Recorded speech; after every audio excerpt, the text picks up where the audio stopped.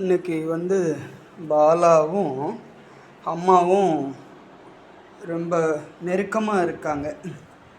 எப்படின்னா, அம்பாள் ரொம்ப ஆனந்தமாக அவள் வீட்டில் எத்தனையோ வருஷத்துக்கு அப்புறம் காலை நீட்டின்ட்டு அவள் குழந்தை ரொம்ப நாளாக தூங்கிட்டு இருந்தா.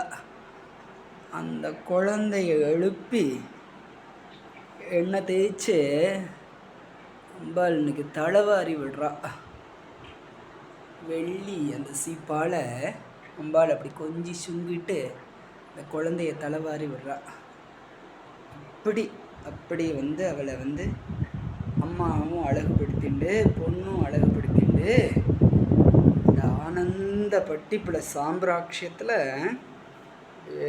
தலைவாரி விடுறா.